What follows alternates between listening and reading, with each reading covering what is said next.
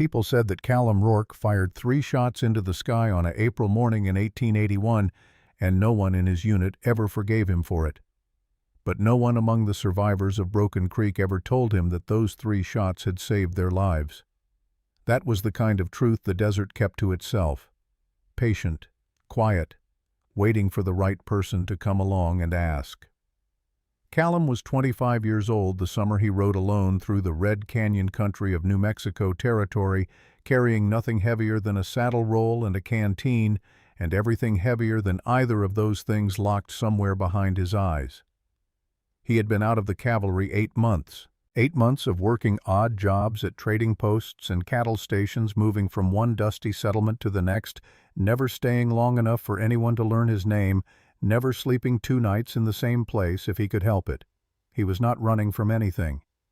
That was what he told himself. He was just not yet ready to stand still.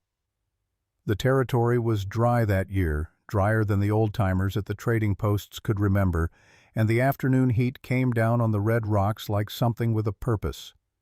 The canyon walls held it, reflected it back, and the air between them shimmered the way air does when the world is being slowly cooked from the inside out. Callum rode with his hat pulled low and his eyes moving the way a man's eyes move when he has been trained to watch everything and trust nothing, a habit that had not left him when he handed back his uniform.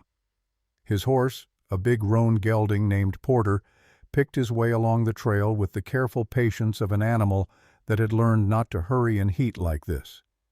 Callum let him set the pace.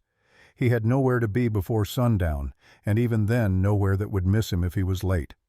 He was thinking about nothing in particular, which was the closest Callum Rourke could come to peace, when he heard the screaming. He brought Porter to a stop so fast the horse shifted beneath him, ears forward, nostrils wide.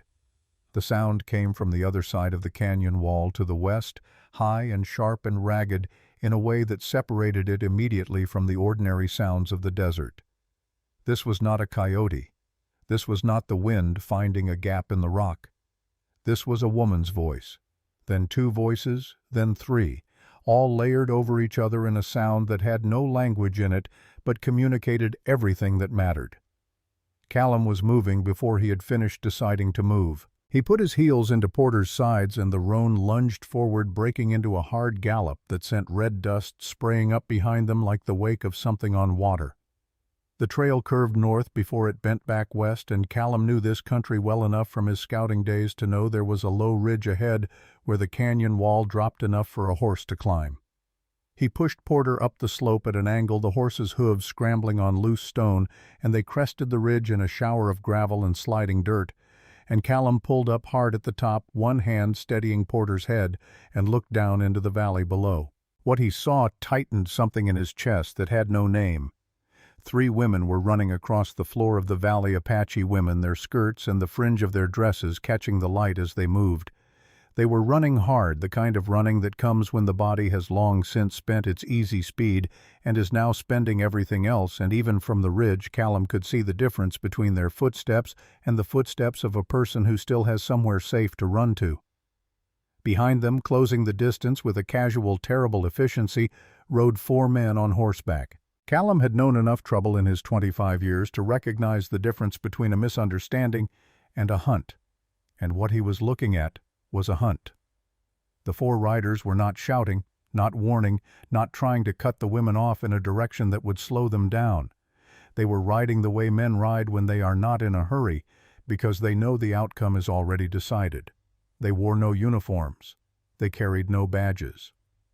But what they did carry, stamped into the leather of their saddles and tooled into the handles of their saddlebags, was a brand that Callum had seen before. 2 letters worked together, an M with a smaller M nested inside it, the mark of the marshland operation that had been expanding into the territory for the better part of a decade. These were not soldiers enforcing a government order. They were not rival tribesmen in a conflict that had nothing to do with him. They were hired men doing a hired job, and the job was to run down 3 women who had no one to speak for them. Callum felt the familiar cold that moved through him in the moments before action, the particular stillness that the cavalry had trained into him, and that no amount of months spent trying to forget it had managed to untrain. His mind went quiet. His body took over. He pulled Porter's head around, drove the horse down off the ridge on the valley side in a controlled slide that sent loose rock clattering ahead of them, and they hit the flat floor of the valley at a gallop, hooves hammering the packed red earth, heading straight for the space between the 4 riders and the 3 running women. The riders saw him almost immediately. 2 of them pulled up short, their horses dancing sideways in surprise. The other 2 kept moving, but their pace shifted, became uncertain. The confidence of men who had expected no interruption replaced by something more cautious. Callum did not look at them. He looked at the women. He angled Porter between them and the riders, pulling the roan around in a hard pivot that placed the horse broadside, a wall of flesh and muscle between the women and the men behind them. He reached up and pushed his hat back so his face was visible, an instinct from years of reading the intentions of strangers quickly, and held up one hand, open palm out. The 3 women had stopped running. They stood 10 feet from him, their chests heaving, their faces reading him the way people read every stranger in a place where strangers are rarely safe. 2 of them were afraid. He could see it in the way they held their bodies, the readiness to bolt the eyes that kept moving between him and the riders behind. The 3rd one was not afraid, or if she was, she had put it somewhere he could not see. She was the tallest of the 3, and she looked at Callum the way a person looks at a problem they are in the process of solving, measuring, weighing, deciding. He spoke the only useful thing he could think of. "There's a slot canyon 200 yards east. Narrow. Their horses won't fit. Can you get there?" The tall woman did not answer immediately. She looked at him for one more moment with those measuring eyes. Then she said in English that was careful and precise and clearly learned rather than native, "We can get there." "Then go. I'll bring the horses around and buy you time." She turned and said something in Apache to the other 2, quick and low, and the 3 of them were moving again before Callum had finished turning Porter back toward the riders. What followed was not a fight. Callum had learned early that most confrontations were won or lost in the first 15 seconds, and those 15 seconds almost always came down to the question of who was more willing to accept an uncertain outcome. The 4 riders had signed on for an easy job. They had not signed on for a former cavalry scout who knew the canyon country and had a 1,700-pound roan gelding that was not shy of other horses. He drove Porter directly at the lead rider, not attacking, not threatening, just moving with the kind of directed inevitability that forces a decision, and the lead rider made the wrong one, pulling his horse sideways to avoid contact and in doing so blocking the path of the man beside him. The momentary tangle gave Callum the angle he needed. He swung Porter east and pushed the horse into the gap between the riders and the direction the women had run. One of the men went for his rifle. Callum heard the leather creak of the scabbard, the metallic working of the action, and he was already changing his line, cutting Porter back the other way, a move that put one of the other riders between himself and the gun. The man with the rifle had enough sense not to fire through his own partner. The moment passed. The slot canyon entrance was visible ahead, a shadow in the red wall that looked too narrow to be significant until you were almost inside it. Callum had scouted this canyon in his first year with the territory. Forces had squeezed through it on a smaller horse and emerged on the other side into a hidden pocket of ground that the Mexicans had called the cueva, the cave, though it was open to the sky. He could see the women ahead already through the entrance, swallowed by the shadow. He drove Porter hard at the gap. The roan made it through with inches to spare on each side, the canyon walls close enough that Callum pulled his boots up to keep his legs clear, and behind him he heard the sound of horses pulling up hard, the curses of men who had followed too eagerly and found the passage too tight for their larger mounts. Inside the slot canyon, in the sudden cool dimness between walls that rose 40 feet overhead, Porter's hooves echoed like hammers on stone. Callum let the horse slow, picking their way through the narrowing passage, and emerged on the other side into the cueva. The 3 women were there, standing in the filtered light that fell from the open sky above. They had stopped running. The 2 who had been afraid still showed it in the lines of their faces, the careful control of breathing that comes after the body has flooded itself with fear and is now trying to empty back out. The tall woman stood slightly apart from the other 2. She was watching the entrance to the slot canyon, listening, and her face was still and focused in a way that Callum recognized as the expression of someone who had learned not to celebrate anything until they were certain it was over. He dismounted, and the sound of his boots on the canyon floor was very loud in the quiet. "They won't follow through there," he said. "Not on those horses, but they'll look for the other way around. There is one, but it takes time if you don't know it." The tall woman turned and looked at him. "You know it," she said. It was not a question. "Yes." "Then we have time to speak." He nodded. He looked at all three of them, taking in the detail of their faces, the way he took in the detail of any new landscape, storing it, understanding it.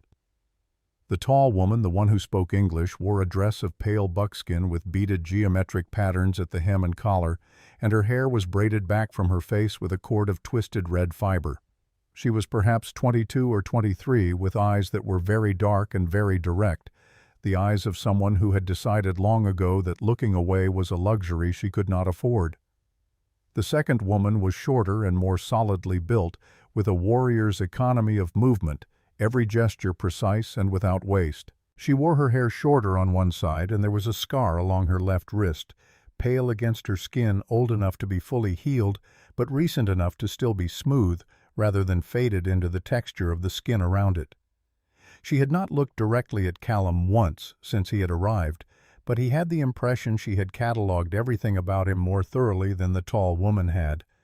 The third was the youngest, perhaps 18 or 19, with a quality of quietness that was different from the quietness of someone who had nothing to say. It was the quietness of someone who was listening to more than what was being spoken. She looked at Callum with dark eyes that held something he could not immediately identify, something that went past assessment into something closer to recognition, though he was certain he had never seen her before in his life. "My name is Callum Rourke," he said. "I used to ride with the territory forces. I'm not with them now." "I know who you are," the tall woman said. He went still. She said it the way a person states a simple fact, without drama, without the satisfaction of someone who is surprising you on purpose. She said it the way you say the sky is clear or the canyon runs east. "I know your name," she continued. "I know you were stationed at Fort Marcy. I know you left the cavalry 8 months ago." "How?" "We ask questions," she said. "We have learned that the people who do not ask questions are the ones who find themselves running through canyons." It was not an answer. It was the shape of an answer with the substance removed, and Callum recognized it because he had used the same technique himself when he did not want to give more than he had to. "What do you want to tell me?" he said. She was quiet for a moment. Behind her, the younger woman had crouched down and was doing something with the hem of her dress, and Callum realized she was checking on the older of the two, the one with the scar who had sat down against the canyon wall with her eyes closed. She was not injured. She was exhausted in the particular way of someone who has been holding themselves together through will alone for longer than was reasonable. "The men who followed us," the tall woman said. "You saw the mark on their saddles." "Marsh. Henry Marsh. He has been moving his boundaries for 3 years, not with guns, with paper, with clerks and judges and things that are written down in books in Santa Fe." She paused. "He is very good at it." "I know who Marsh is." "Do you know what he has been doing with the land along the Red Canyon watershed?" Callum said nothing. "Your brother knew," she said. The word landed in the quiet of the Cueva like a stone dropped into still water, and the ripples it made were not visible on Callum's face because he had spent 8 months learning to keep things off his face, but they were there, moving through him, touching every place that had been hollowed out by the name Owen and the word accident and the silence that had followed. "My brother is dead," Callum said. "Yes," she said. She did not soften it. She did not apologize for it. She met it the same way she had met everything else, directly, without flinching. "His name was Owen Rourke. He was in this territory 14 months before he died. He met with the elders of my tribe." She paused. "He was trying to help us." The silence stretched. Somewhere above them, above the open sky of the Cueva, a hawk crossed from one canyon wall to the other and was gone. "My name is Ada," the tall woman said finally. "Ada Stonepath." My father leads the Red Canyon Band of the White Mountain Apache." She gestured to the woman with the scar. "This is Nora Brightfeather," a gesture toward the youngest. "This is Grace Morningwater. She is my sister." "What were you doing out here, returning from the southern grazing grounds? We do this every year. We have done it for 20 years. Her voice was even. "This year Marsh's men decided the trail runs through land he has claimed." "You said my brother met with your elders." "Yes." "When?" "The winter before he died. He came with a map. He said he had found something wrong with the land records in Santa Fe, something that could prove Marsh had been falsifying boundary markers since 1875. He wanted our help to gather witnesses, people who remembered where the real markers were before Marsh moved them." Callum looked at her for a long moment. He was thinking about Owen, who had always been the one in the family with the particular kind of stubbornness that could not leave a wrong thing lying where he found it, who had ridden into trouble his entire life, not because he was reckless, but because he genuinely could not make himself look the other way. He was also thinking about the way Owen had died. A riding accident, they had said. A fall from a horse on a trail Owen had ridden 100 times. "What happened to the map?" he said. Something changed in Ada's expression. Not much. Barely anything. But it was there. "That," she said carefully, "is a longer conversation, and not one I think we should have here." From somewhere outside the cueva, distant but clear in the way that sound carries between canyon walls, there came the sound of horses moving, the riders looking for the long way around. Ada reached into the small pouch at her belt and took out something small, held it out to him. A piece of turquoise, pale blue-green, the color of shallow water in good light, threaded on a thin cord of braided leather. "Take this," she said. "I don't need payment." "It is not payment. It is so that if we meet again, you will know I kept my word." She paused. "I keep my word, Callum Rourke." He looked at the stone in her palm, then he took it. "You need to move north," he said. "Stay in the slot canyons until you're past the marsh boundary markers. I'll go out the way I came in and draw their attention south." Ada nodded once. She turned and said something in Apache to Grace, who nodded and began gathering her small bundle of belongings. Nora had already risen from the canyon wall, her exhaustion set aside or packed away somewhere, her eyes open and watchful. Callum put his boot in the stirrup and swung back up onto Porter. He looked at Ada one more time. "The conversation," he said. "The longer one." "When it is time," she said.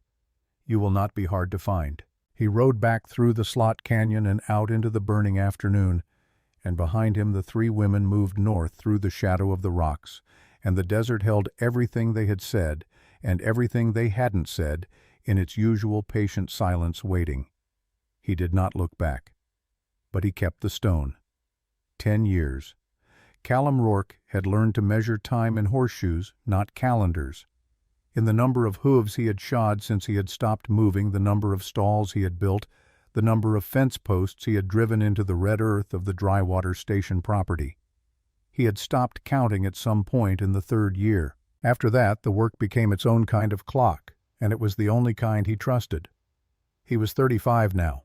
There were lines at the corners of his eyes that had not been there at 25, and a silver thread or two in the dark hair at his temples, and his hands were the hands of a man who had been doing physical work every day for a decade, wide-palmed, rough-skinned, permanently stained at the knuckles with the particular iron and leather smell of a working stable. He was not an unhappy man. He had made his peace with that distinction long ago. The difference between not being unhappy and being content, the way you make peace with a door that sticks. You learn to lift the handle at the right angle, and after a while you stop noticing you're doing it. The Drywater Station sat 12 miles east of the town of Redstone off the main freight road, sheltered on its north side by a low ridge of red rock that broke the worst of the winter wind. He had bought the property in 1883 with money saved from 3 years of working other men's stations, and he had built the main barn himself, board by board, beam by beam, in the summer and fall of that year. The house had come after smaller than the barn, which said something about his priorities that he had never seen the need to examine. He ran 15 horses, took in animals for boarding, and training did repair work on tack and harness, and earned enough to keep himself comfortable and no one else. That was the way he had arranged it, deliberately, without apology. It was a Tuesday morning in late October when young Elroy Dawes appeared on top of Callum's fence rail like a roosting bird, which was where Callum found him when he came out of the barn at 7:30 with a bridle in one hand and a bucket of water in the other. Elroy was 10 years old and had been showing up uninvited at Drywater Station since he was 7, when his family had settled the adjacent property to the north, and the boy had decided, apparently without consulting anyone, that Callum's stable was a more interesting place to spend his afternoons than the Dawes family homestead. Callum had tried ignoring this arrangement for about 3 weeks before concluding that ignoring Elroy Dawes was approximately as effective as ignoring the weather. The boy was sitting on the top rail with his elbows on his knees and his chin in his hands, watching Callum with the particular intense focus of a child who has already decided the person they're watching is interesting and is merely waiting for confirmation. "You're here early," Callum said. He did not look up from the bridle he was running through his hands, checking the stitching on the cheekpiece.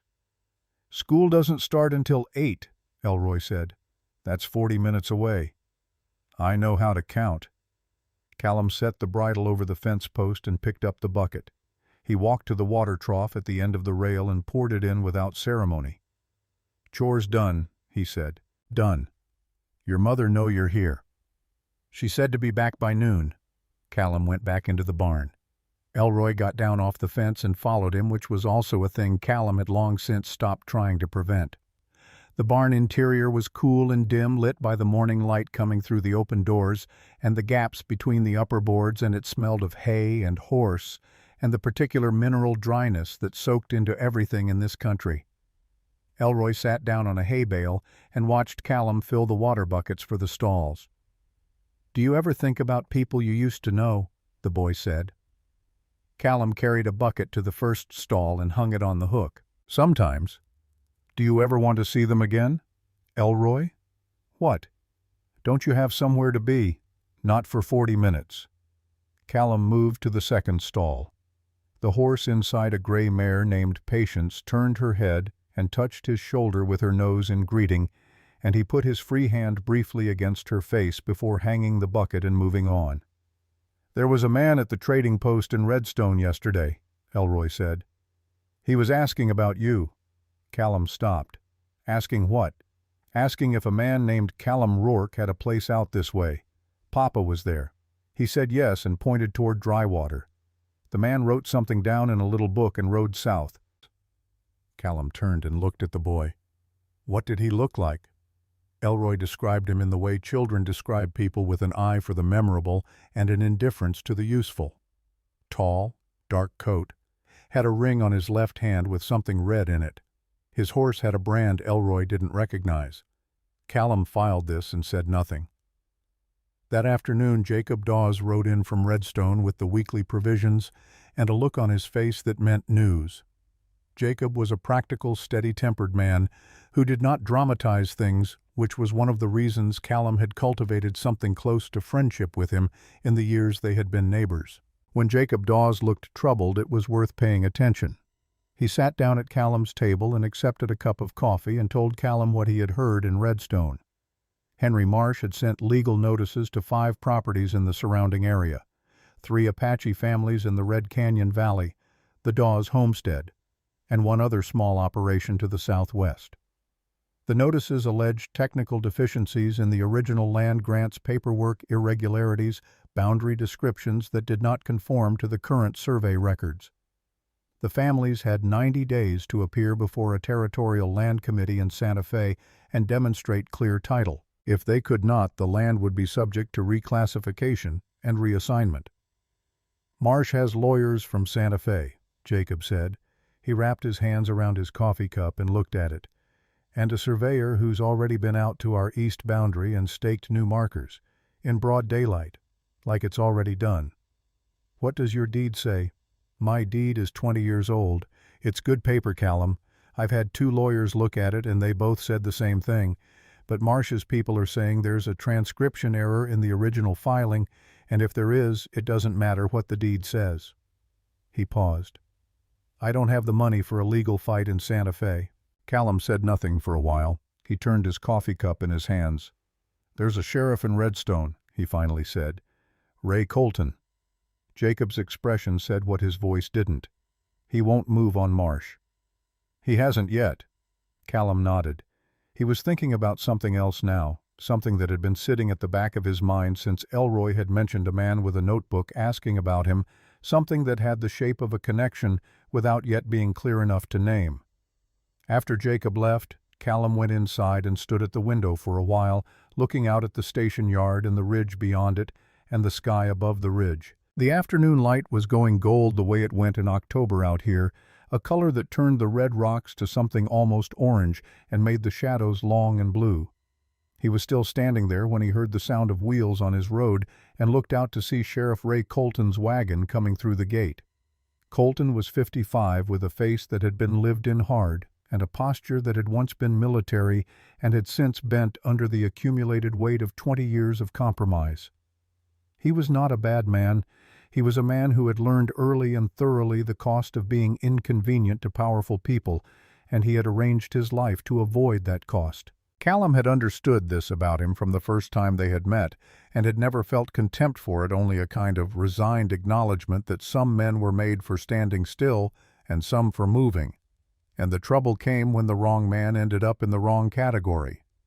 Colton came in without being invited, which was normal for him, and sat down at the table without being offered a chair, which was also normal, and put a battered envelope on the table between them without preamble. "That's been sitting in my desk since 1882, he said. 9 years. That's too long." Callum looked at the envelope. His name was on the front in Owen's handwriting. He would have recognized it anywhere. Owen's handwriting was the handwriting of a man who had learned letters reluctantly and never quite forgiven them for being necessary. "Why now?" Callum said. Colton was quiet for a moment. He looked at his hat, which he was turning slowly in his hands. "Because Marsh just moved on the Red Canyon families and the Dawes place, and because what's in that envelope is about Marsh, and because I can't keep sitting on it without feeling like I'm part of something I don't want to be part of." He paused. "I've been feeling that way for a while." "What do you know about what's in it?" "Enough to know it matters. Owen told me some. Not all." "And you let it sit in your desk for 9 years. It was not an accusation. Callum said it the way he said most things, flatly, without inflection, because it was the truth, and the truth deserved to be said plainly.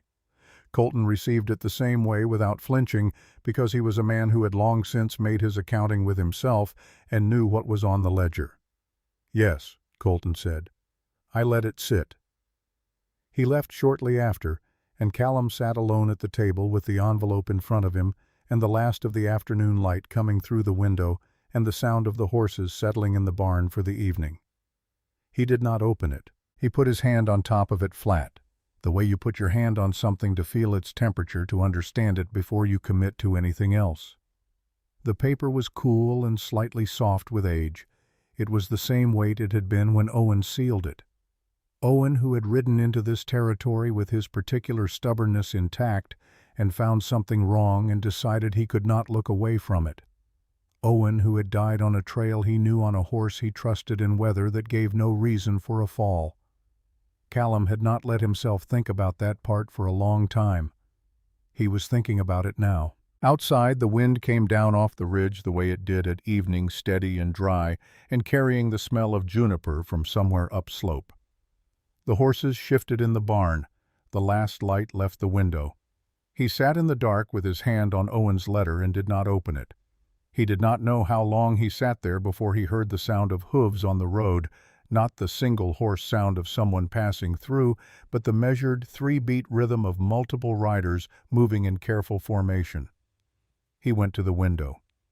3 riders were coming through the gate, moving slowly, their horses reading the unfamiliar ground with their heads low. The light was nearly gone, but there was enough left in the sky to see by that particular late dusk of the territory that seemed to come from the ground as much as from above the red earth, giving back the day's heat as a kind of dim luminescence. They were women. He knew it before he could see their faces, something in the way they rode, the uprightness of it, the composure, the sense that the saddle was not a thing being used, but a thing being occupied by someone who belonged there. He knew who they were before they reached the yard. He did not know how he knew. He had spent 10 years not thinking about a slot canyon in the red country and a woman with measuring eyes and 3 shots fired at the sky in a morning in April. He had spent 10 years being very deliberate about not thinking about those things, and yet when the 3 riders came through his gate in the last light of an October evening, he knew. He opened the door and stepped out onto the porch.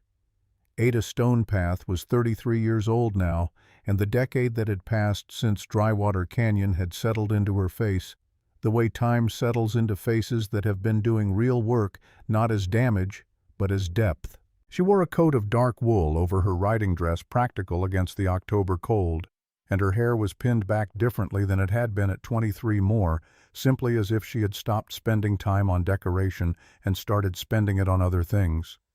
Her eyes were the same, dark and direct, and holding whatever they were holding just far enough back that you couldn't see it without being invited.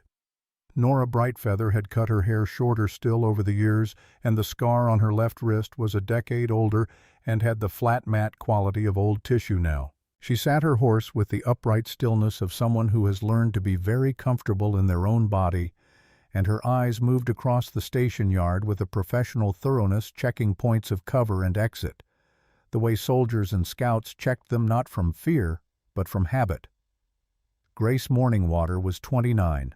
She had grown into her quietness, which was no longer the quietness of a girl listening, but the quietness of a woman who had learned which things were worth saying and which things were not. She looked at Callum across the yard with those dark eyes that still held that quality he had never quite named, and he understood now, with a decade more of life behind him, that what he was looking at was not recognition, but a kind of knowledge, the particular way some people have of seeing into rather than at.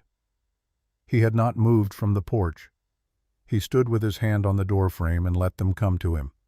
Ada drew up her horse at the edge of the porch and looked at him for a moment before she spoke, and what was in her face in that moment was the composed complexity of someone who has spent a long time deciding how to begin. "You're harder to find than you used to be," she said. "I stopped moving," Callum said. "People who stop moving get easier to find. That depends on whether anyone is looking." A beat. "Were you—" "For 3 years," she said. "We asked in 8 towns and 4 trading posts and 2 army outposts. Someone in Redstone finally told us about a man who had pulled an old woman away from hired guns with a lasso and a good horse and sent them back to their family without asking for anything in return." She paused. "We knew it was you." He looked at her. He looked at all 3 of them. "Come in," he said. "I'll put your horses up." He started down the porch steps, and then Ada said, "Callum." He stopped. "You didn't open the envelope," she said. He went very still. "How do you know about the envelope?" he said.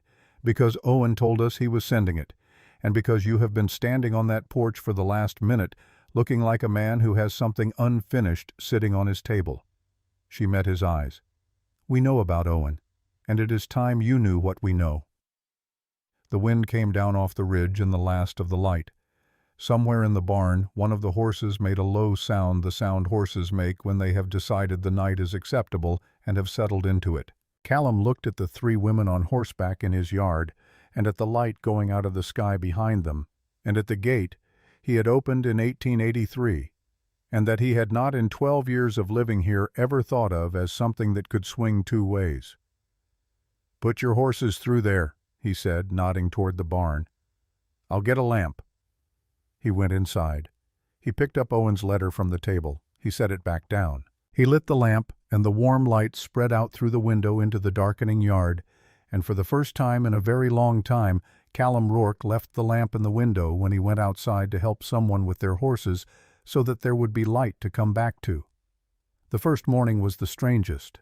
Callum woke before dawn the way he always did, pulled on his boots in the dark the way he always did, and went out to the barn to start the feeding the way he always did.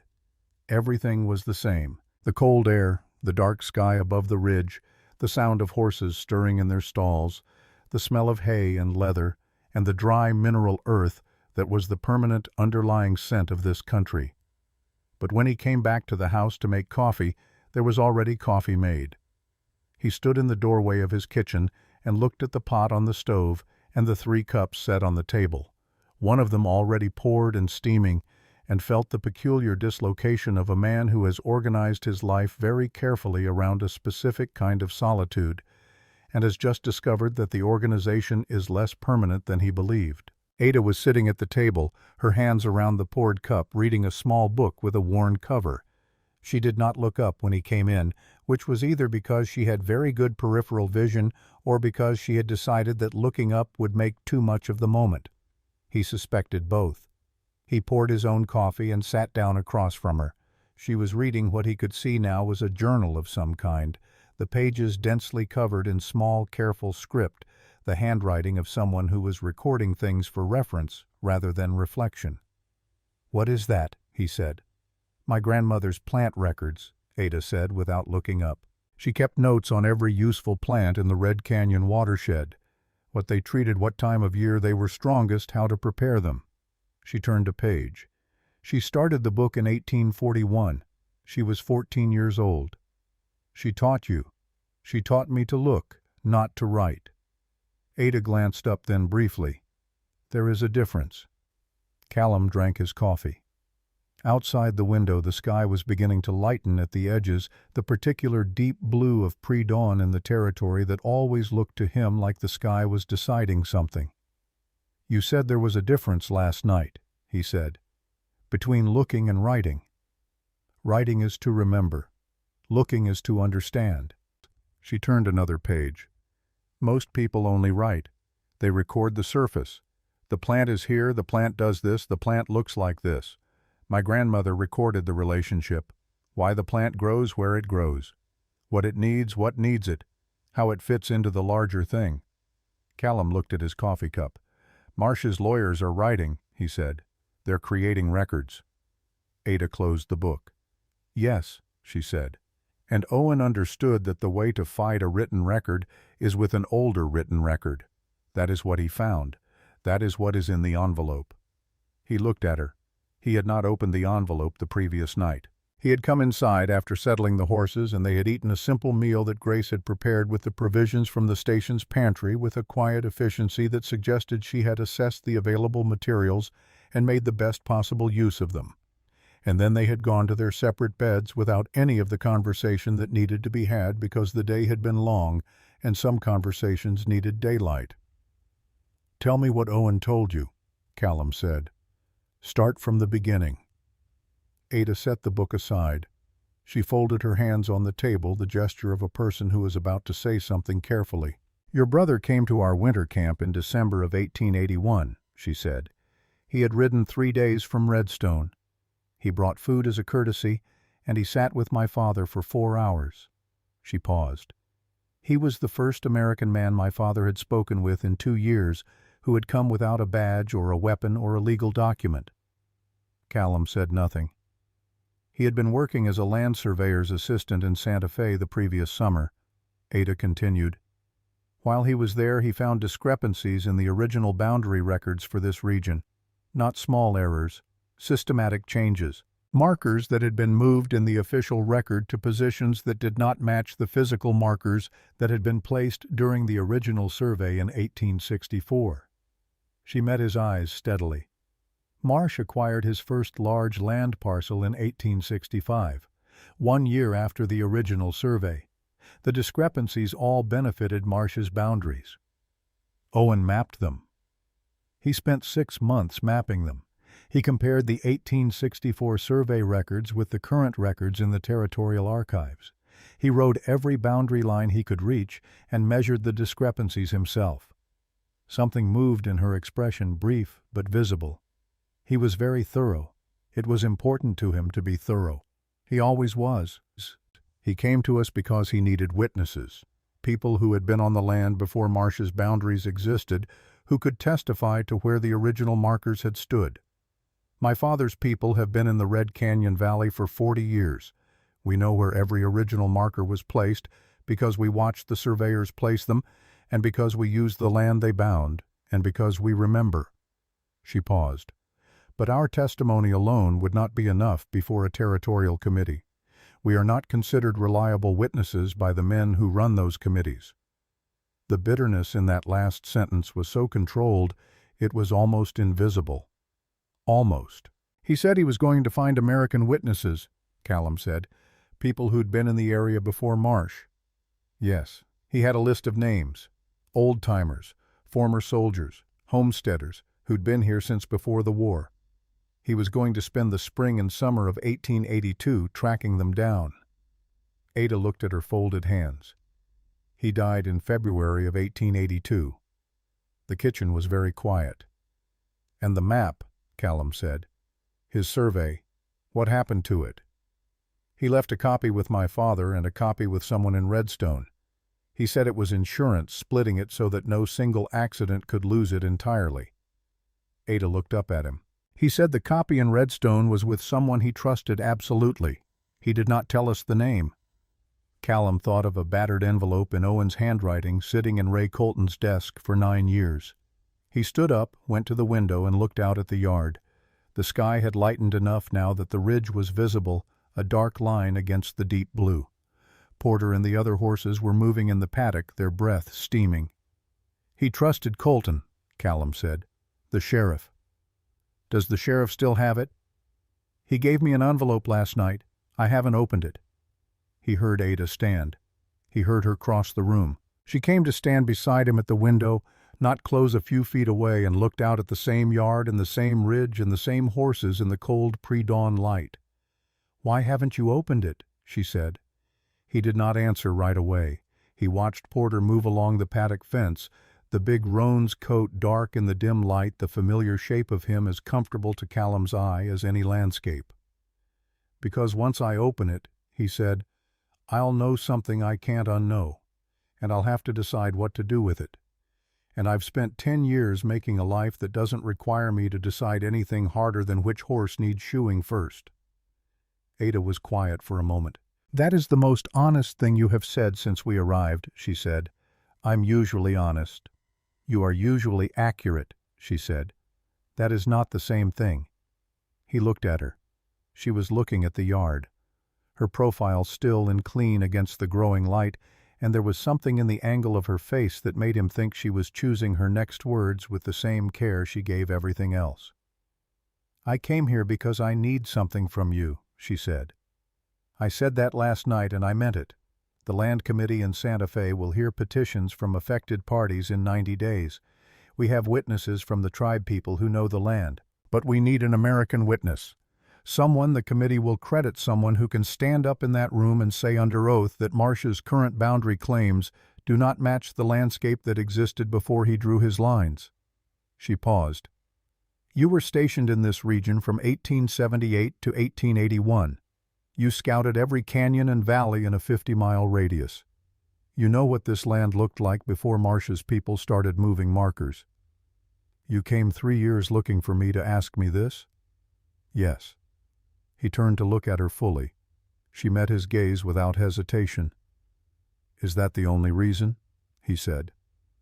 The pause before she answered was not long, but it was there, and he noticed it. "It was the reason I started looking," she said. "It is not the only reason I am here." She met his eyes steadily. "I will not tell you something is simpler than it is. I don't believe in that kind of efficiency." He held her gaze for a moment longer. Then he went to the table, picked up Owen's envelope, and opened it. Inside the envelope were 2 things.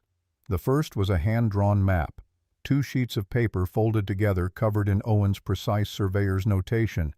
It showed the Red Canyon watershed in meticulous detail, with 2 sets of boundary markers indicated in different inks, one in black, one in red. The black markers were labeled with dates from 1864. The red markers showed current positions and were annotated with the differences in measurement, the distances by which each marker had been moved in Marsh's favor. At the bottom in Owen's hand was a note, physical evidence held at Colton's North Storage Box marked Survey Tools, 1882. The second thing was a letter addressed to Callum in Owen's handwriting.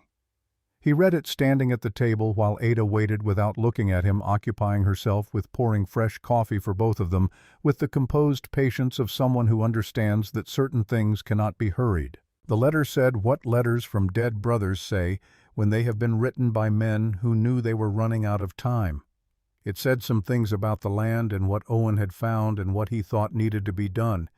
It said some things about Marsh and Colton and the chain of custody of the evidence Owen had gathered.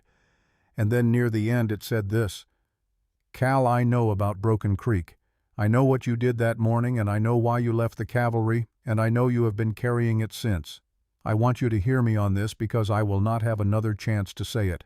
The people I talked to, the ones who came out of that canyon alive, they told me what they remembered from that morning.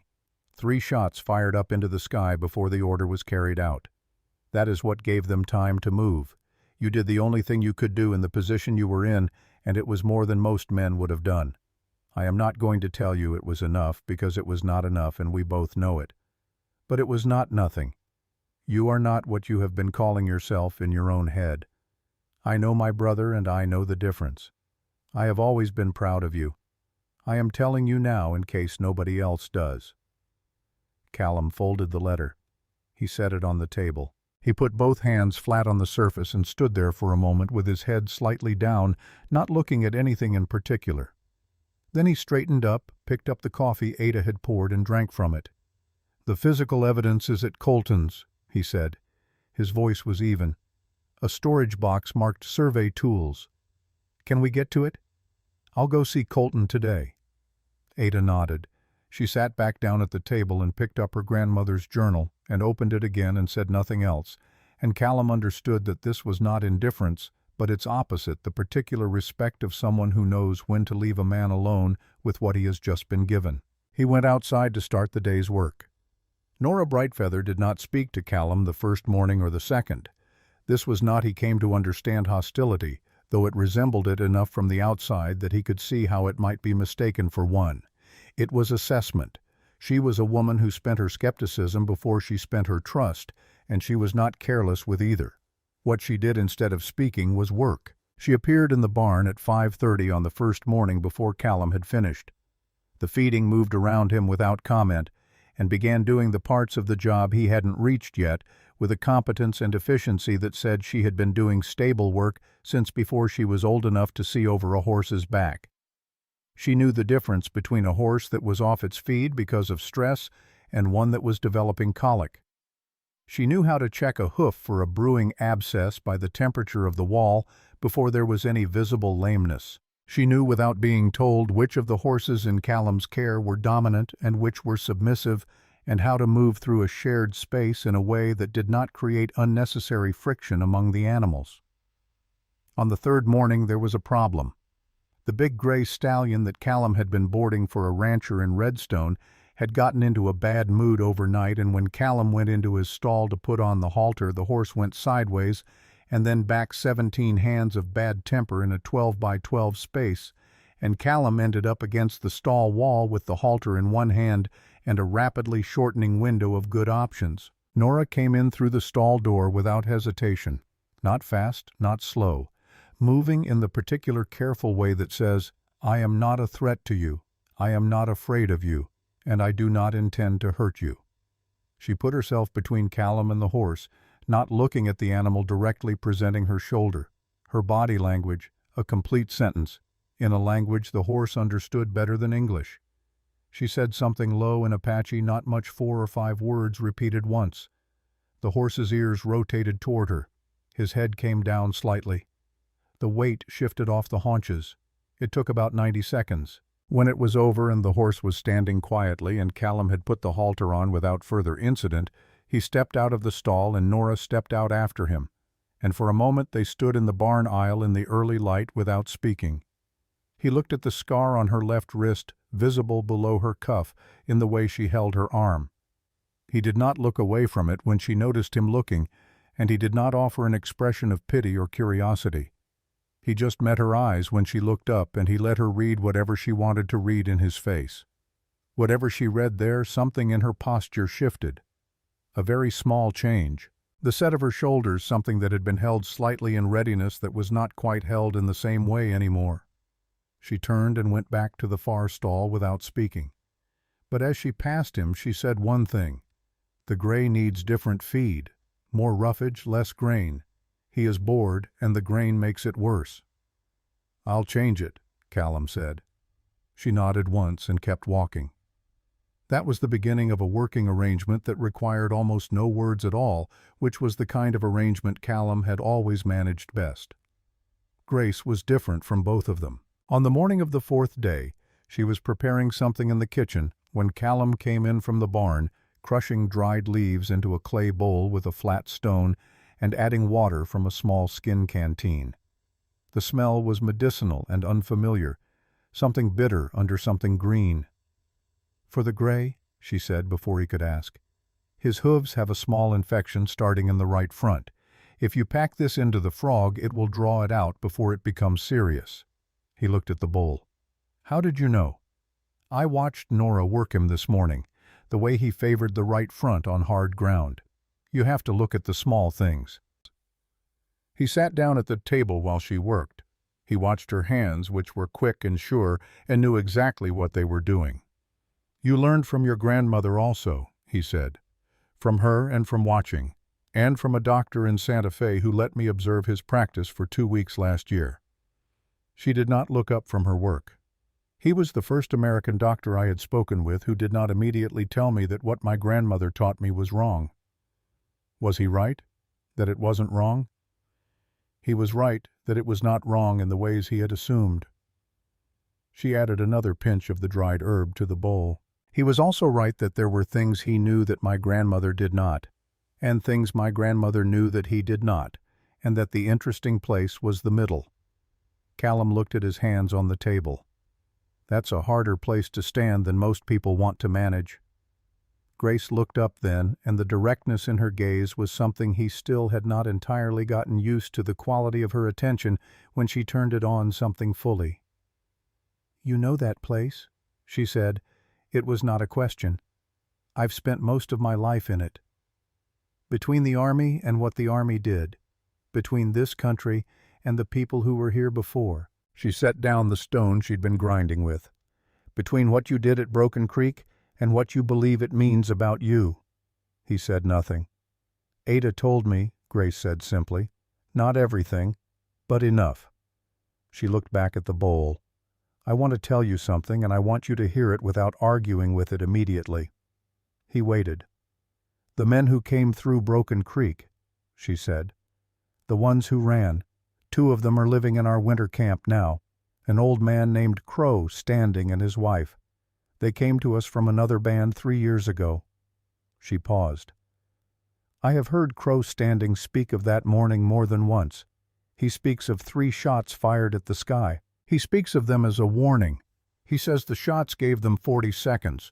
40 seconds is a long time when you know what you're running from. Callum's jaw tightened. That does not make what happened right, Grace said. I am not saying that.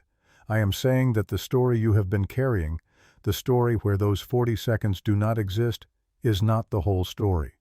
And a man who only knows half of a story should not be making a judgment with all of it. She picked up the bowl and held it out to him. Right front hoof, she said. Pack it deep. Leave it overnight. He took the bowl. She went back to her work. Callum rode into Redstone that afternoon. The town was not large and had never wanted to be. A freight road ran through the middle of it, and the buildings arranged themselves on either side of that road with the pragmatic lack of ambition of structures that knew they existed to serve a function and were not bothered by the modesty of it. The general store, the assay office, the livery, the sheriff's office at the north end, a square adobe building with a single barred window. He tied Porter at the rail outside and went in. Colton was at his desk, and he looked up when Callum entered with an expression that contained several things at once: relief, apprehension, and the particular look of a man who has been waiting for a conversation and is not sure whether he is glad it has finally arrived. Owen's letter, Callum said. He sat down in the chair across from the desk without being invited, which was not his usual practice but felt appropriate. He mentions a storage box at your place, survey tools. Colton opened his desk drawer and took out a key. He set it on the desk between them without comment. North Storage Building, he said. Behind the house, third shelf from the left back corner. Callum picked up the key. I told you last night I was afraid, Colton said. I meant that. I know you did. Marsh has people in Santa Fe. He has a judge on his payroll most likely. Any move we make through normal channels, he'll know about it before we've finished making it. Then we don't use normal channels. Colton looked at him. What channels do we use? The Territorial Land Committee has to accept petitions from any affected party. That's law, not preference. If we file a petition with complete evidentiary documentation before Marsh's people can respond to it, the committee has to hear it. They may be corrupt, some of them, but not all of them. And a packet of survey evidence that goes in with a federal affidavit attached is harder to make disappear than a verbal complaint. Federal affidavit. Colton's eyes narrowed. From who? Ada Stonepath's tribe has a treaty relationship with the federal government. That means their land claims have federal standing, not just territorial. If she files through the Federal Indian Affairs Office in addition to the Territorial Committee, it creates a parallel track that Marsh's territorial judge can't touch. Colton was quiet for a moment. He turned his coffee cup slowly on the desk. You've been thinking about this, he said. I've had a few hours. The women, they put this together. Ada's been working toward it for a long time. She needed the survey evidence and an American witness. Owen was going to be that witness. Callum met his eyes. Now I am. Colton looked at him for a long moment. The afternoon light came through the barred window at an angle and made a pattern on the floor between them. If I stand up in that room, Colton said quietly, and present Owen's evidence, Marsh will know I held it. He'll know I had it for 9 years. He paused. I'll lose the office. Probably worse. Yes, Callum said. He did not soften it. And if I don't, then Marsh takes the Red Canyon land and the Dawes place and the other 4 properties, and nobody with enough standing to matter will have done anything to stop him. The pattern of light on the floor shifted slightly as the sun moved. Colton picked up his coffee cup, found it empty, and set it down again. Owen said something to me, he said, the last time I saw him, a week before he died. He said a man who knows a wrong thing and keeps quiet about it is not a bystander. He's a participant. Callum waited. I have been a participant for 9 years, Colton said. He said it the way a man says something that has been true for a long time and that he is only now allowing to be said out loud with the flat exhaustion of someone who has been maintaining a fiction and has run out of energy for it. I did not want to be, but wanting is not the same as being. He stood up. He picked up his hat from the hook on the wall. I'll meet you at the storage building in 10 minutes, he said. Bring a lantern. It's dark back there. The box was where Owen had said it would be, on the third shelf in the back corner, labeled in Owen's handwriting, Survey Tools. 1881, slightly dusty, otherwise undisturbed, as if it had been sitting there patiently for 9 years in the certainty that eventually someone would come. Inside, carefully wrapped in oilcloth to protect them from moisture, were 2 things. The first was a set of survey records, Owen's original field measurements, dates and compass bearings and chain measurements and benchmark references, 43 pages of it. The methodical, accumulating record of a man who had spent 6 months doing the same work the original 1864 surveyors had done, so that he could show measurement by measurement how the official record had been altered. The second was a sworn statement dated February 1882, signed and sealed by a notary in Santa Fe, in which Owen Rourke stated under penalty of law what he had found, what he believed it meant, and what physical evidence he had gathered to support his conclusion. Callum held both of them in the lantern light and looked at his brother's handwriting running across the pages in that reluctant but precise hand, and felt something move through him that was not grief exactly, or not only grief but something more complicated and perhaps more useful. Owen had done all of this, had ridden alone into hostile territory, had spent 6 months measuring and recording and building something solid out of careful patience, had come this far and gotten this close and not made it to the end. Callum folded the oilcloth back over the documents. He put them under his arm. "We'll need a lawyer," he said. "Someone not in Marsh's pocket." "There's a woman in Santa Fe," Colton said. "Name of Caldwell. She's been handling land cases for 15 years. She doesn't take Marsh's clients." He paused. "I've been thinking about her for a while." Callum looked at him. "Like I said," Colton said, "I've been feeling like a participant for a long time." That evening back at Drywater Station, Callum set the documents on the table and the four of them sat around it. Ada went through Owen's survey records page by page with the focused attention of someone who already knew what they were looking at and was confirming rather than discovering. Grace made coffee. Nora stood by the window with her arms crossed and watched the yard with the reflexive vigilance of a person who knows that good news has a way of attracting the attention of people who would prefer it not to exist. When Ada finished reading, she set the last page down and was quiet for a moment. "This is enough," she said. "With American witnesses, this is enough." "Colton will stand up," Callum said. "I'll stand up." Ada looked at him across the table, and in her look was the whole weight of what it had taken to get here, the 3 years of searching and the 10 years before that, and the long chain of loss and patience and careful preparation that had led to 4 people sitting around a table in a station house in the territory with a dead man's evidence between them and a real chance at something. "You have not asked," she said, "why I did not simply tell you what I needed from you that first night. Why I waited. I assumed you had a reason. I needed to know," she said simply, "whether you were the same man, the one from the canyon, or whether 10 years had changed you into someone else." He looked at her steadily.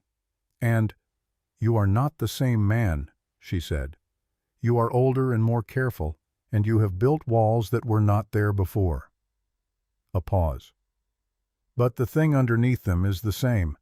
I needed to see that for myself."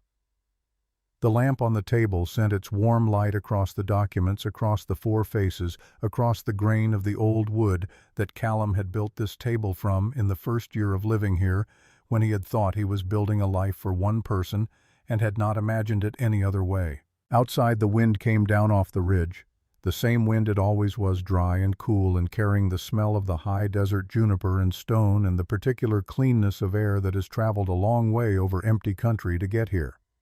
Inside, for the first time in a long time, Callum Rourke did not feel the silence of the room as an absence. He felt it as something else entirely. The particular quiet of people who have enough between them that they do not need to fill the space with noise. He picked up his coffee cup. 90 days, he said. 87 now, Ada said. Then we should start early tomorrow. And that was how it began. The 87 days passed, the way hard days pass when there is real work to fill them, not quickly, not slowly, but with the particular density of time that is being used rather than spent. Callum rode to Santa Fe twice in that period, once with Colton to meet the lawyer named Caldwell, and once alone to file the preliminary petition with the Federal Indian Affairs Office on Ada's behalf.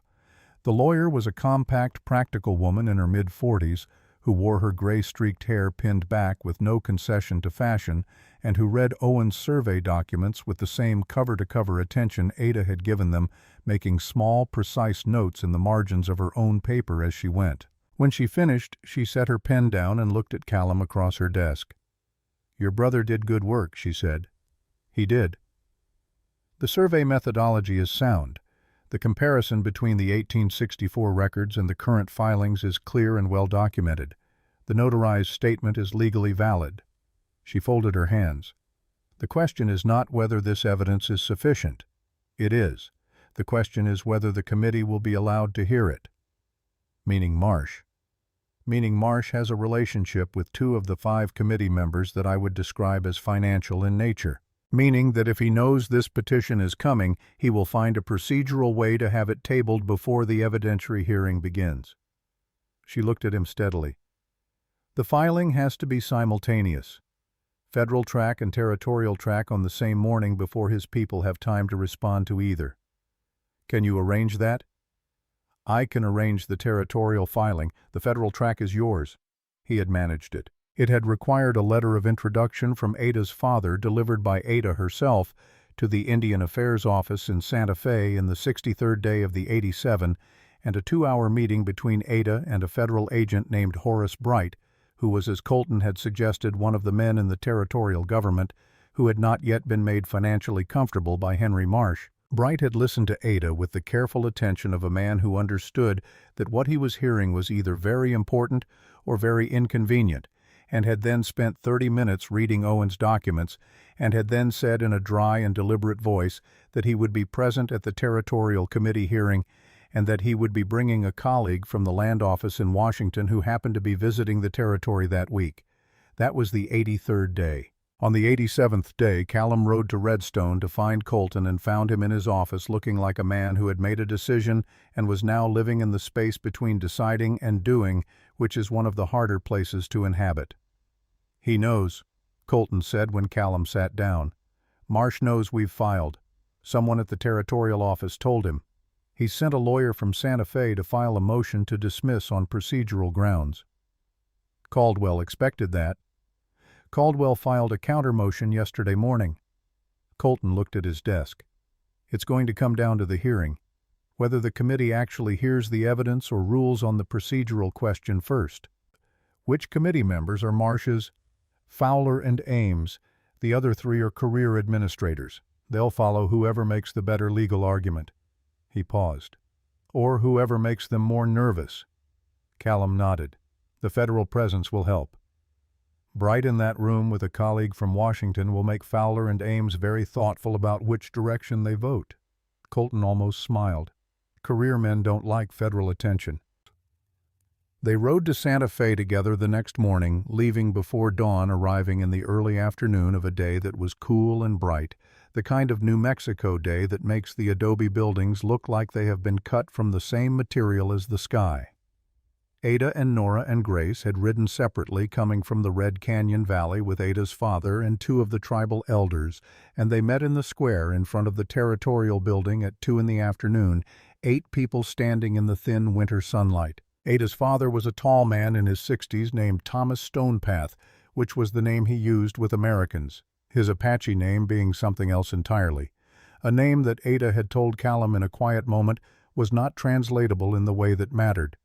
He had a quality of absolute stillness that Callum recognized as the stillness of a man who has learned that patience is not the absence of force, but the disciplined management of it.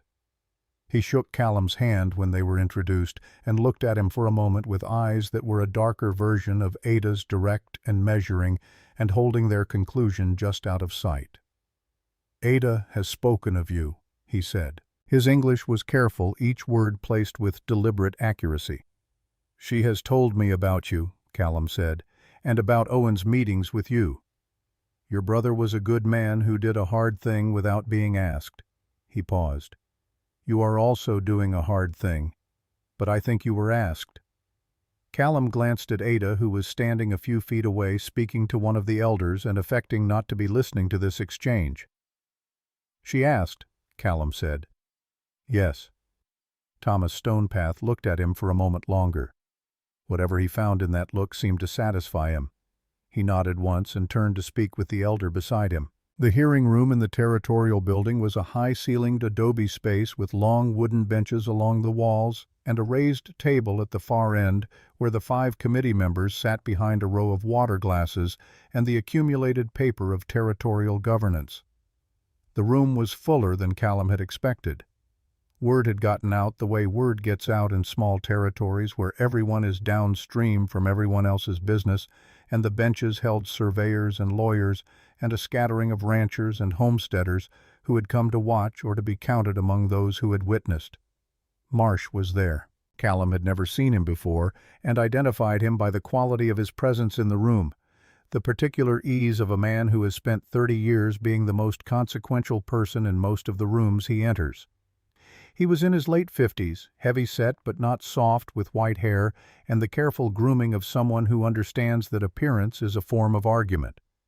He sat in the front bench on the right side with 2 lawyers flanking him like punctuation, and he looked at the committee members with the relaxed confidence of a man watching a familiar play.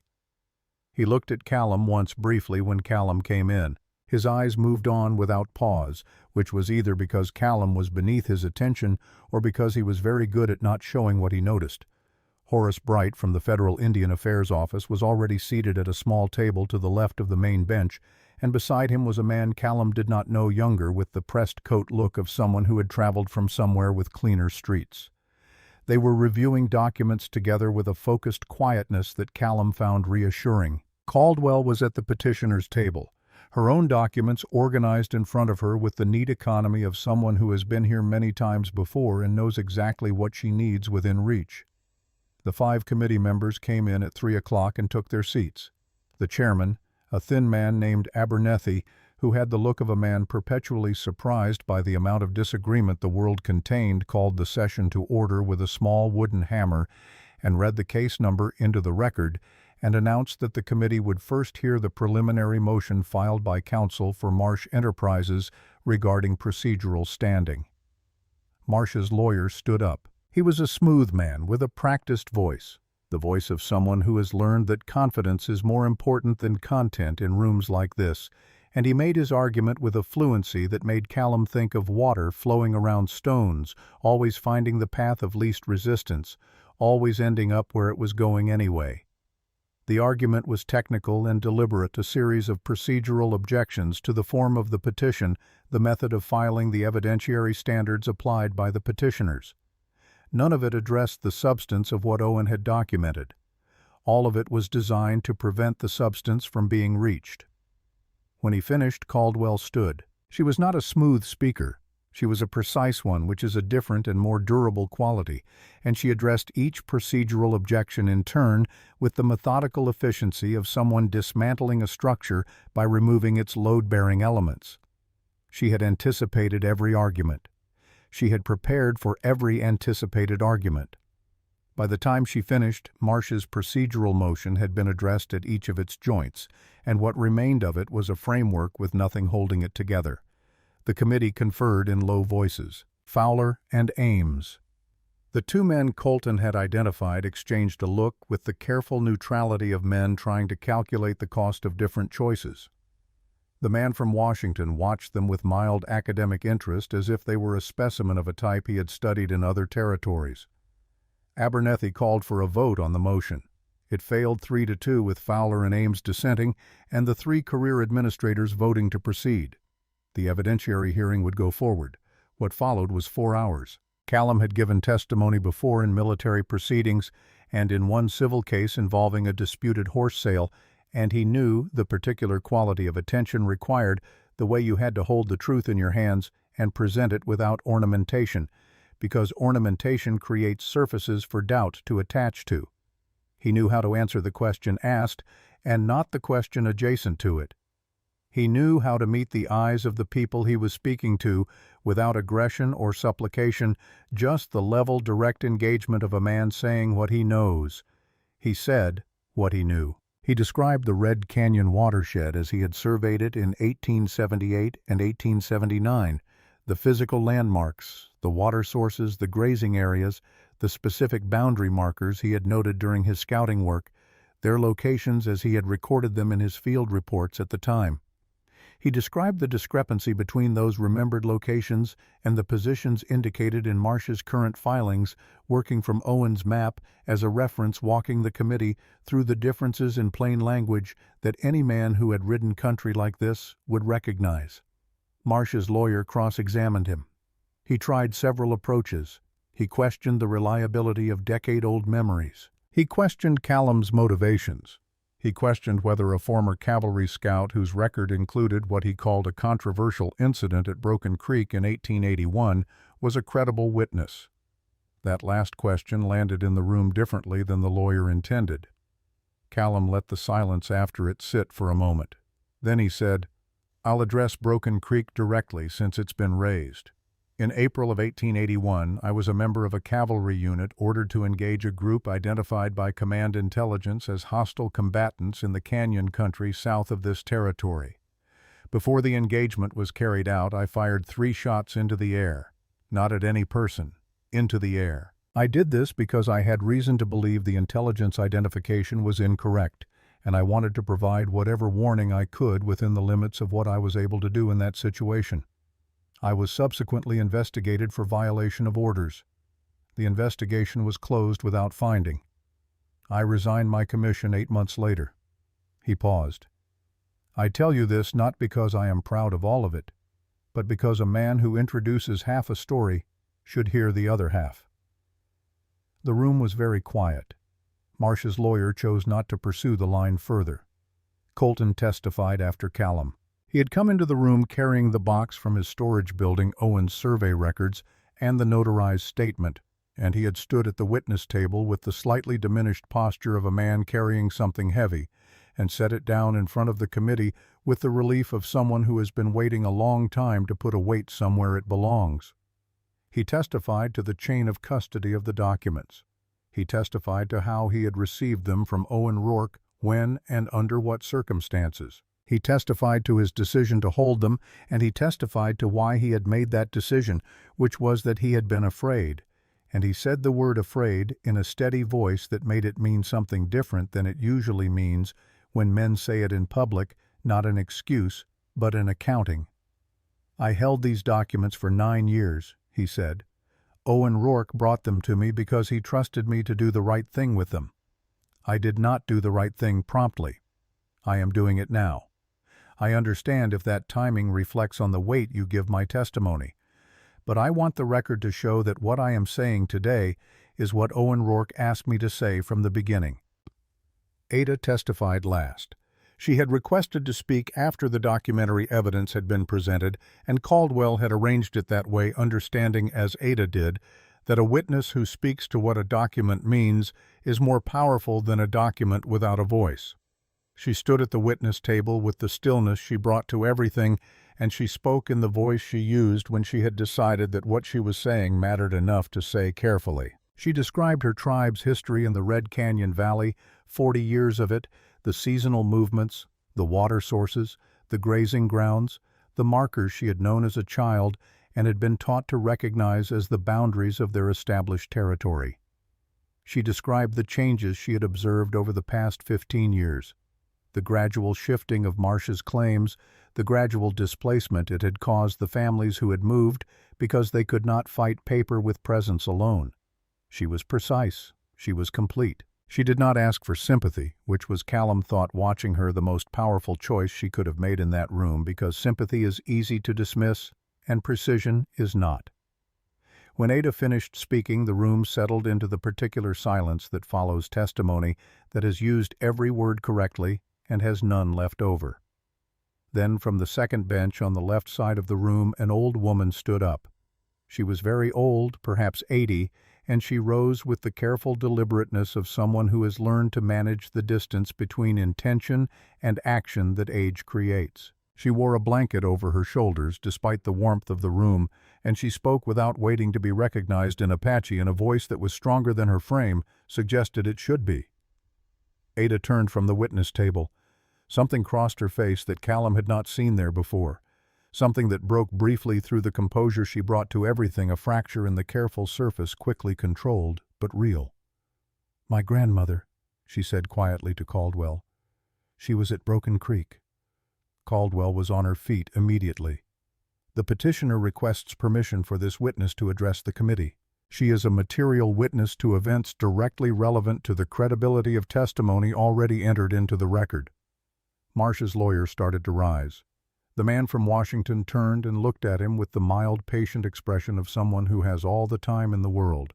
The lawyer sat back down.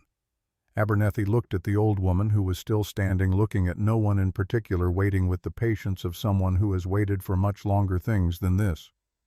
"The committee will hear the witness," Abernethy said. Ada translated sentence by sentence, and the room was so quiet that the sound of the old woman's voice in Apache seemed to fill it more completely than English would have.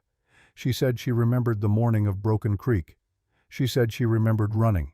She said she remembered 3 shots fired upward, not at anyone, into the sky, 3 shots that were different from the other sounds of that morning, in a way she had understood immediately, a way her feet had understood before her mind had named it. She said those shots gave her people time. She had counted the people who ran in those seconds who reached the canyon before the soldiers reached them.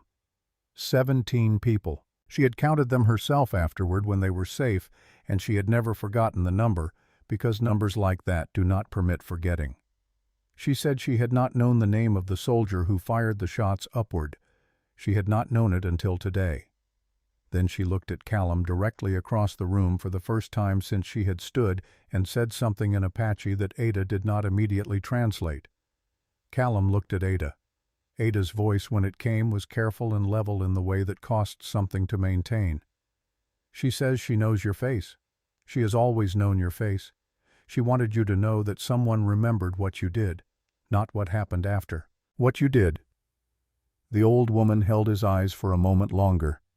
Then she sat back down, folded her hands in her lap, and looked at the front of the room with the composed remoteness of someone who has said what they came to say and has no further business with the proceedings. Callum sat very still. He was 35 years old, and he had been carrying Broken Creek for 11 years, and he had never imagined in any version of how this weight might one day shift that it would happen in a territorial committee room in Santa Fe, with an old woman's eyes on his face and her granddaughter's voice translating the words he had waited 11 years to hear without knowing he was waiting for them. He did not look away from the front of the room for a long time. When he finally did, Ada was watching him from the witness table. She let him see what was in her eyes without managing it for once, without the careful calibration she brought to everything. She let it be visible because this was the moment that called for it, and she knew moments like this do not come twice. He nodded once. She nodded back. When she finished, the committee retired to deliberate. They came back in 40 minutes. Callum had expected longer. 40 minutes was either very bad or very good, and when Abernethy sat back down at the head of the table with the expression of a man who has been surprised by the clarity of a conclusion, he understood it was the latter. The motion to dismiss the original boundary filings was approved 4-1, with Ames breaking from Fowler in the final vote in a way that suggested the presence of the federal observer at the side table had concentrated his calculations considerably. Marsh's land office filings for the Red Canyon watershed and the adjacent properties were suspended, pending a full audit of boundary documentation going back to 1864. The audit would be conducted by a joint territorial federal team. Horace Bright's colleague from Washington would participate. The properties belonging to Ada's tribe and the 4 neighboring parcels, including the Dawes homestead, would remain undisturbed for the duration of the audit. Any attempts to resurvey, remark, or otherwise alter the physical boundaries of those properties during that period would constitute a violation of federal treaty obligations. Marsh sat in the front bench through the reading of the decision with a perfect stillness that Callum recognized as the stillness of a man recalculating, not defeated, not done, but moved from one position to another and already working out the next position. He was not the kind of man who was finished by a single committee vote, and Callum understood that clearly and did not mistake this day for the end of anything. It was a door, not a destination. But it was a real door built from real materials, and it opened in the direction it needed to open. Outside the territorial building in the thin afternoon sunlight, Ada's father shook Callum's hand again. This time there was something additional in the handshake. A deliberateness that was not ceremony but acknowledgement, the recognition of one man by another for something specific rather than something general. He said something in Apache to Ada. She listened and then looked at Callum. "He says Owen's work is finished," she said. "He says to tell you that your brother will be remembered in the Red Canyon Valley for as long as there are people there who remember things worth remembering." Callum nodded. He could not speak for a moment, which was all right because Ada did not expect him to. Colton found him on the steps before the others came out. He had positioned himself there deliberately, which meant he had something to say that he did not want witnesses for. He did not begin with small talk. He was not a man who used small talk when he had something real to say. "I need to tell you something before you hear it from someone else," Colton said. He looked at the street in front of them rather than at Callum, which was the posture of a man delivering an accounting rather than seeking a response. "Broken Creek. I was the senior non-commissioned officer in that unit. I received the intelligence report identifying the group as hostile combatants. I determined it was credible. I passed the engagement order down the chain of command." He paused. "It reached you. You passed it further down. That was your function in the chain, and you carried it out. Then you fired 3 shots into the air, and the investigation that followed placed the notation on your record rather than mine, because I was senior enough to redirect where it landed." The street carried its ordinary afternoon sounds around them. Wagons, a horse at the livery rail, 2 men arguing in moderate voices about something neither of them would remember by supper. "I let it redirect," Colton said. "I did not correct it. I have not corrected it in 11 years. Callum said nothing for a moment. He was looking at the same street Colton was looking at. "You knew this from the beginning," he said. "Not an accusation, a fact being confirmed. From the beginning." "Yes." Another silence. Longer this time. "Why tell me now?" Colton turned and looked at him directly for the first time since he had started speaking. "Because you just stood up in that room and told the truth about something that was not entirely yours to carry, and you carried it in front of those people as though every ounce of it belonged to you. You have been doing that for 11 years.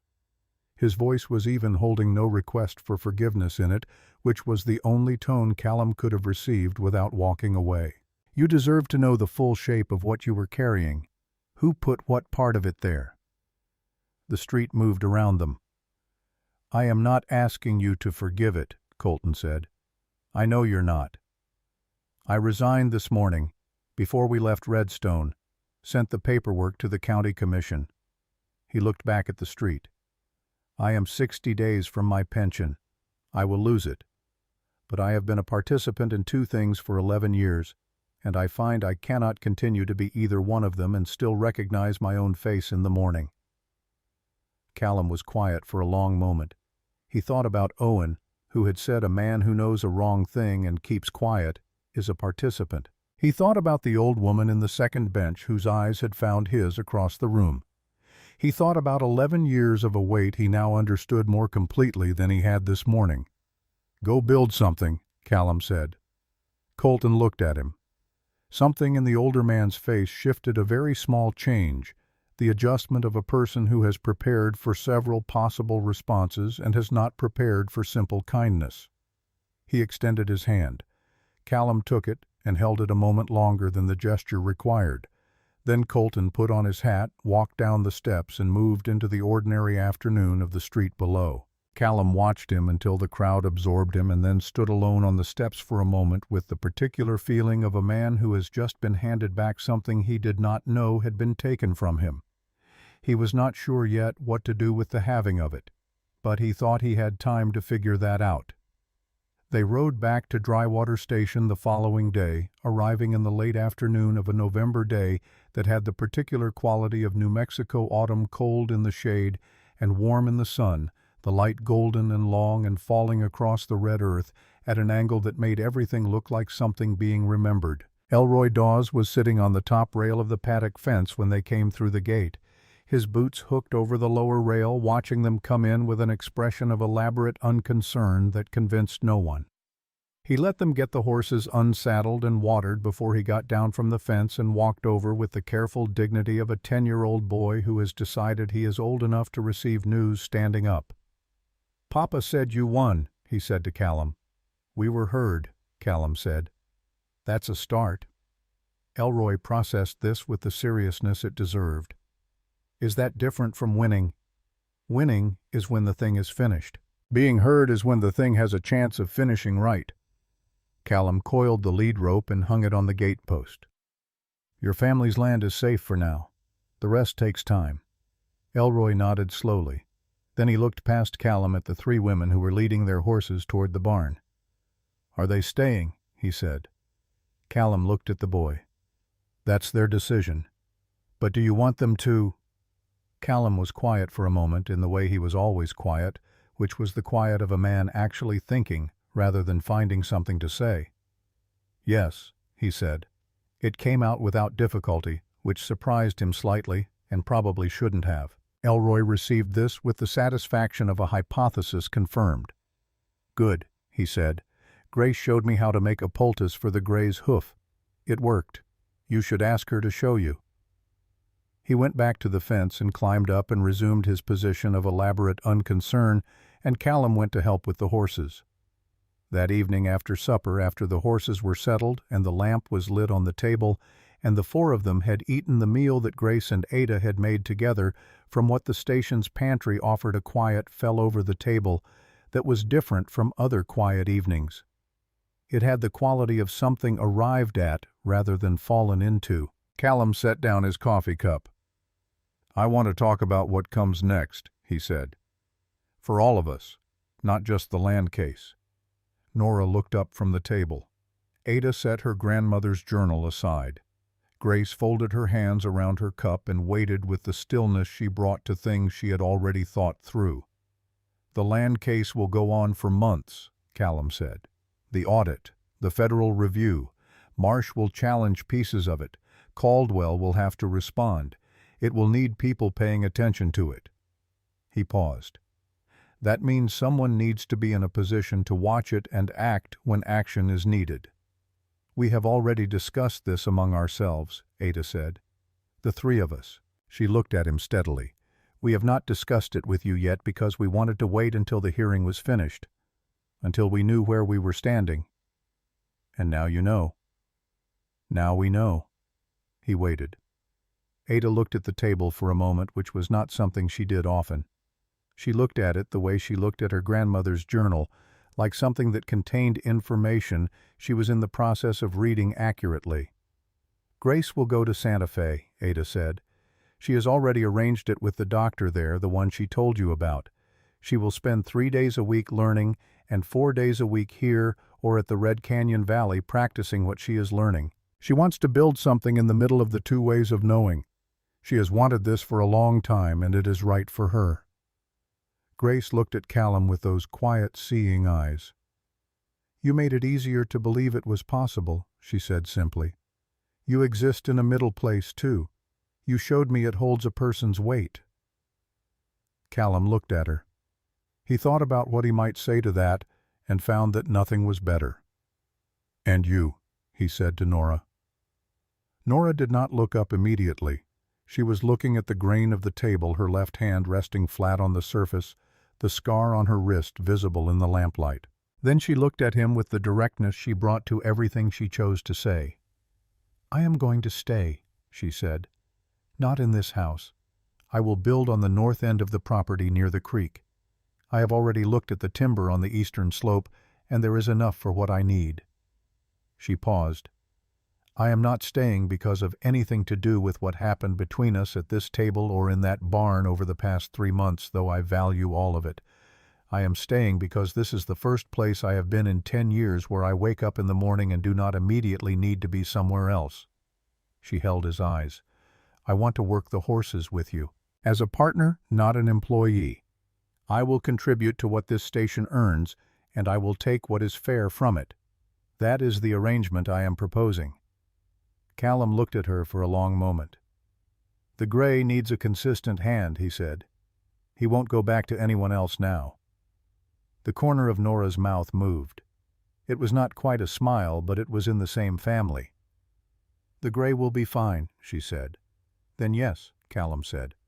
"Partner." She nodded once and looked back at the table, and something in her shoulders changed, a loosening that was visible even under the composed way she held herself, the adjustment of a person who has been prepared to argue for something they needed and has found they did not need to argue.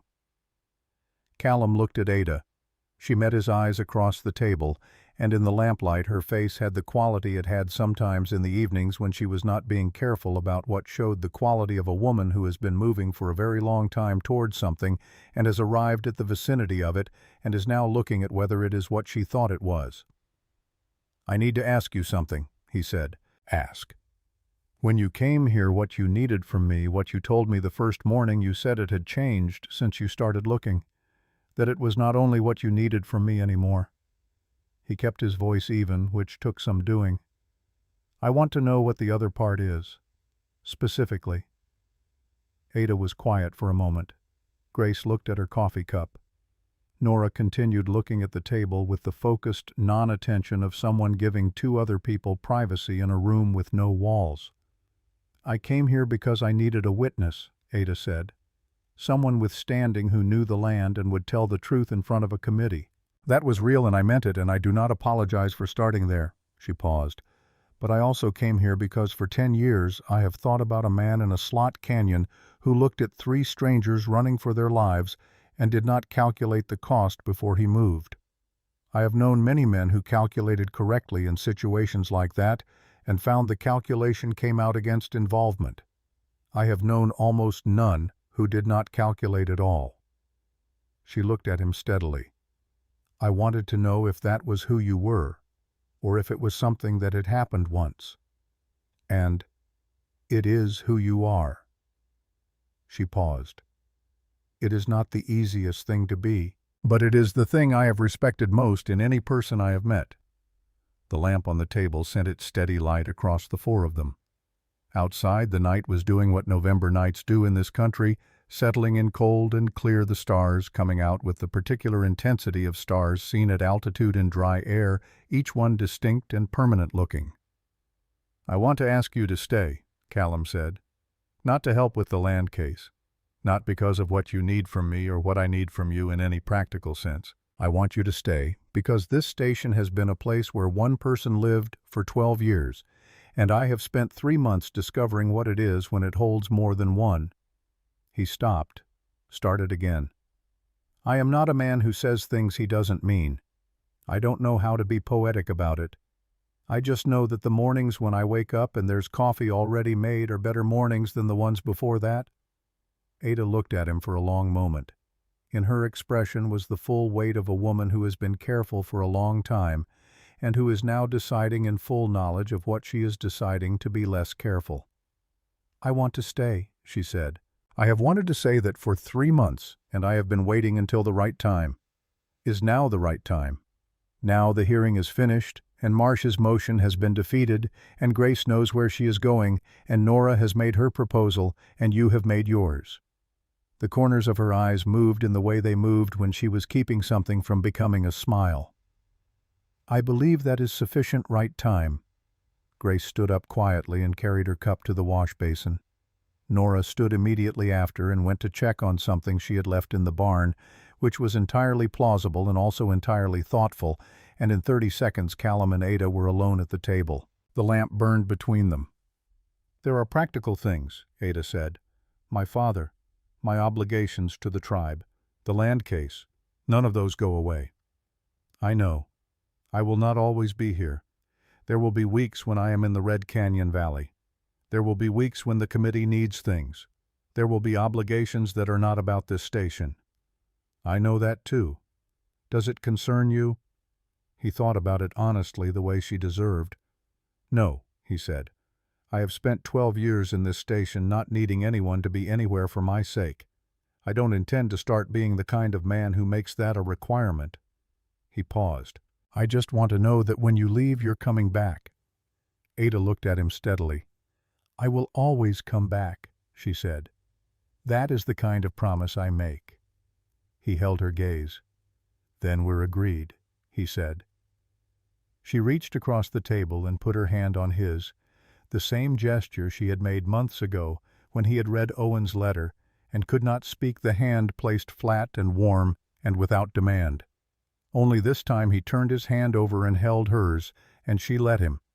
And they sat like that for a while with the lamp burning between them and the stars outside getting brighter as the night deepened. 6 months later, in the high clear air of a New Mexico spring dry water station had changed in ways that were visible and ways that were not. Visibly, there was a new structure on the north end of the property near the creek built from timber that Nora and Callum had cut from the eastern slope over the course of 2 months' work. A simple, solid building with good proportions and a small covered porch facing the water. Nora had designed it and directed its construction with the same efficiency she brought to everything she decided to do, and the result was a structure that looked like it had always meant to be exactly where it was. The gray stallion had been sold to a rancher in Taos who had specifically heard about the horse's improved temperament and had come to Redstone to inquire. The rancher had shaken Nora's hand at the conclusion of the sale and said she had done something he would not have believed possible with that animal, and she had accepted the compliment with a nod that acknowledged the fact without overvaluing it. Visibly, there was a small garden behind the main house now in the south-facing corner, where the stone wall held the heat with beds that Ada had laid out in a pattern that followed the logic of what needed sun and what needed shade, and what grew better, near what the kind of planning that looked simple from the outside and contained a great deal of knowledge on the inside. Visibly, there were more horses. 2 new training contracts from ranchers who had heard about the gray, and a breeding pair of young quarter horses that Callum had acquired in the winter from a breeder going out of business, animals with good bone and better temperament that would be worth considerably more in 2 years than they had cost. The things that were not visible were harder to describe but easier to feel if you spent any time at the station. The way the place had stopped feeling like it was holding its breath. The way the table at mealtimes was occupied rather than present.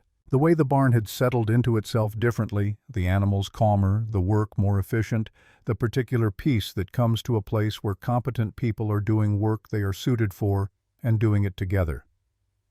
Elroy Dawes came 3 afternoons a week now officially with his parents' knowledge and approval to learn what Nora was willing to teach him about horses, which was more than he had expected and less than he wanted, which is the appropriate proportion for a 10-year-old learning something real. Jacob Dawes had sent a side of beef in January delivered without ceremony and received without ceremony the transaction of neighbors who understand that some things are settled between people without needing to be spoken over. Colton had gone to Albuquerque. He had written once a short letter with his brother's address and a note that said business was steady and he was sleeping better than he had in 20 years. Callum had written back briefly and had told him that the federal audit of Marsh's boundary records was proceeding and that Caldwell's latest report had been encouraging. Colton had replied with a single line, "Good. Keep going." The land case had not resolved. It would not resolve quickly. Marsh had challenged 3 elements of the audit process through his Santa Fe lawyers, and each challenge had to be answered, and the machinery of territorial and federal law moved with the deliberate pace of something that was not designed for urgency. But it was moving and moving in the right direction, and Ada tracked its progress with the patient attention of someone who understood that the long work is still work, and that turning away from it because it is long is how the long work stops. She was at the station when she could be, which was more often than either of them had expected at the beginning. The Red Canyon Valley was 3 days' ride, and she made it when she needed to, and she came back when she could, and the coming back was what it had become, not a visit, but a return. It was on a morning in late May, with the desert in its brief, frantic bloom, the prickly pear putting out yellow flowers, and the yucca sending up its tall white spikes, and the smell of the land carrying something almost sweet in the early air, that Callum came out of the barn to find Elroy sitting on the paddock fence in his usual position watching a young chestnut mare that Nora was working in the paddock below. The mare was 18 months old and had not yet decided whether to trust the process, but she was closer to deciding than she had been a week ago, and Nora was giving her all the time she needed, which was the correct approach and also the only one Nora was capable of. "She's getting better," Elroy said without preamble. "She is," Callum agreed. They watched for a while. The mare turned and faced Nora, her ears forward, her weight neutral, the posture of an animal no longer fleeing, but not yet committing. "I want to ask you something," Elroy said with the gravity of someone who has been preparing a question. "All right." "When you came back from Santa Fe, after the hearing," he kept his eyes on the mare, "you seemed different." Callum looked at the boy. "Different how?" Elroy thought about it carefully in the way he thought about things he wanted to say accurately. "Like you'd put something down," he said. "Something you'd been carrying. You came back and it wasn't there anymore." Callum was quiet for a moment. "That's a good way to describe it," he said. "What was it?" Callum watched the chestnut mare take one careful step toward Nora, then stop, then hold. "Something that happened a long time ago," he said. "Something I believed about myself that turned out not to be the whole story." Elroy absorbed this. "My papa says that's the hardest kind of wrong to fix," he said. "The kind that's inside your own head." He says it's easy to fix a fence post but hard to fix a wrong idea because the wrong idea is what you use to look at everything else. Callum looked at the boy. Your father is a wise man. He says I ask too many questions. You ask the right number. Elroy straightened slightly on the fence rail, the almost invisible adjustment of a person receiving something they needed. They watched Nora work the mare in the good morning light. Ada came out of the house behind them with 2 cups of coffee, as she did most mornings now, and handed one to Callum without ceremony and looked at what they were watching. She's close, Ada said. Another week, Callum said. 3 days. Nora called from the paddock without looking up. Ada and Callum looked at each other. The corner of Ada's eyes moved in that way. 3 days, Callum said. 3 days, Ada agreed. They stood there, the two of them, in the spring morning with the coffee steaming between their hands and the young horse in the paddock making her careful decision, and Elroy on the fence rail and the desert in bloom around them, and the long work still ahead, all of it, and none of it finished, and none of it needing to be finished this morning. Above the ridge, 2 hawks crossed the open sky in widening circles, riding the morning thermals up into the blue, and the light that fell across the red earth of Drywater Station was the same light. It had always been, clear and unhurried and illuminating without judgment everything it touched. Inside the house, on the kitchen table, in a small clay bowl that Grace had left on her last visit, 3 dried wildflowers from the Red Canyon Valley sat in a ring, purple and yellow and white, the colors vivid in the morning shade, the kind of thing that requires nothing from you except that you notice it is there. Callum noticed. He drank his coffee. The day began.